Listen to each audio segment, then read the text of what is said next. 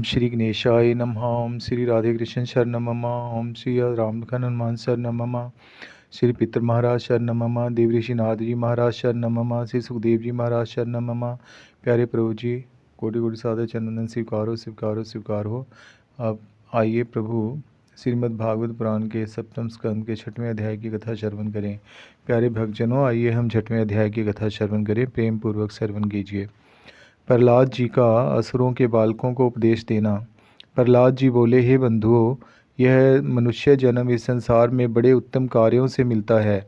इसी मनुष्य योनि में भगवान की प्राप्ति हो सकती है, किंतु इस मनुष्य शरीर का कोई ठिकाना नहीं है, कब यह काल का ग्रास हो जावे।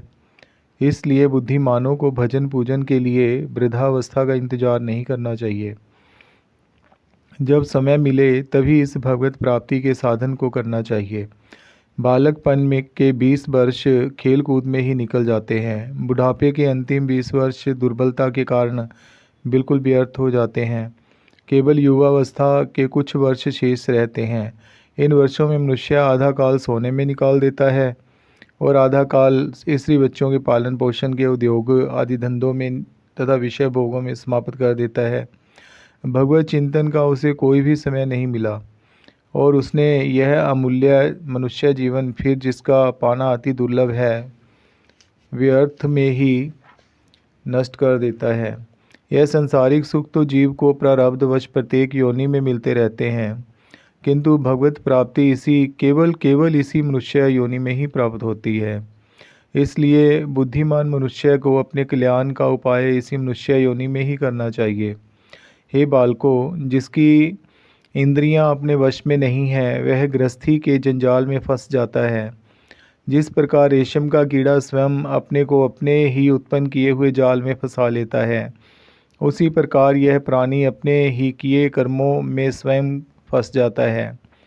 इसलिए तुम विषयासक्त दैत्यों का साथ छोड़कर भगवान का भजन करो। हे बंधुओं, भगवत प्राप्ति के लिए कोई विशेष उपाय की आवश्यकता नहीं होती है। वह सब प्राणियों में व्याप्त रहते हैं।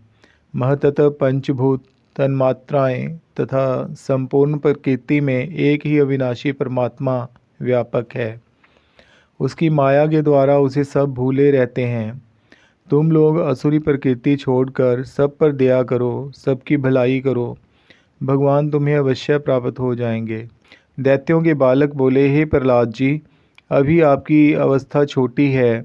आपको नारद जी कब मिले थे? यह सब हमें समझाकर कहिए, जिससे हमारी शंका दूर होवे।